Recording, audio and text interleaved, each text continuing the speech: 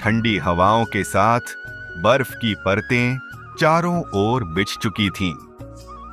गांव में ठंड का कहर जोरों पर था। ऐसे में हर कोई अपनी अपनी झोपड़ी में आग जलाकर किसी तरह रातें काट रहा था।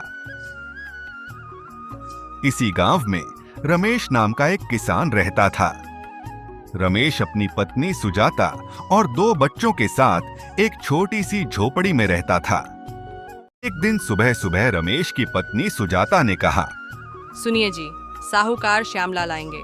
उनके कर्ज का क्या करेंगे? जो पैसे थे वो तो हमने कंबल खरीदने के लिए रखे थे। अब इस सर्दी में बिना कंबल के कैसे रह पाएंगे?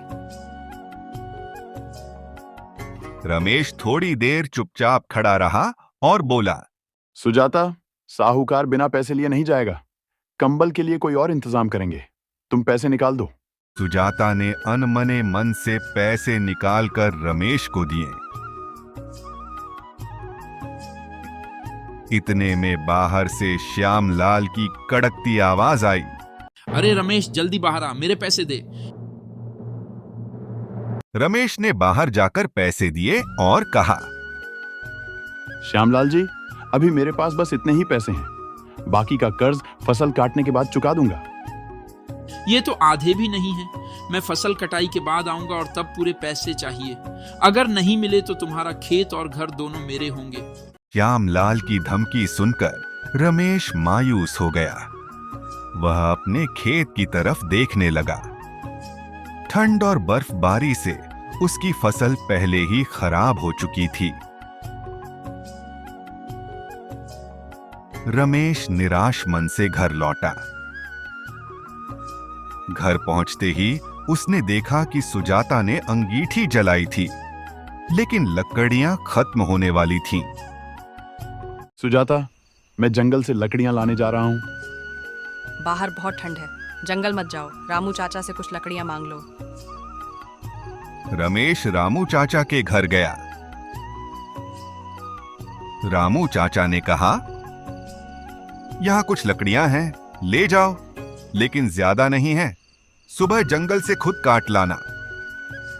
रमेश ने लकड़ियां लाकर अंगीठी जलाई और परिवार के साथ किसी तरह रात काटी। अगली सुबह वह जंगल की ओर चला गया। रास्ते में उसने देखा कि एक बूढ़ी औरत बर्फ में गिरी पड़ी थी।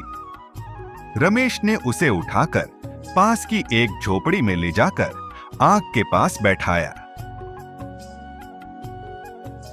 कौन हो तुम? मुझे यहाँ कैसे लाए? अम्मा, आप ठंड में गिरी पड़ी थी। मैंने आपको यहाँ लाकर गर्माहट देने की कोशिश की। मेरा नाम लक्ष्मी है। इस ठंड में अकेले रहना मुश्किल हो गया है। बेटा, मेरी देखभाल करोगे तो मैं तुम्हारी मदद करूंगी। रमेश ने लक्ष्मी काकी की मदद करने का फैसला किया।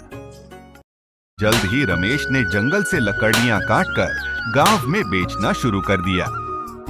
उसकी लकड़ियां जलने के बाद ज्यादा गर्माहट देती थीं।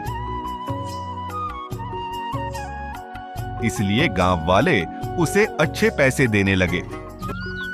कुछ ही दिनों में रमेश ने साहूकार श्यामलाल का सारा कर्ज चुका दिया और अपना खेत और घर वापस ले लिया।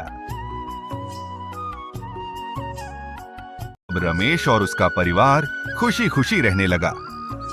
लक्ष्मी काकी भी उनके साथ रहने लगी।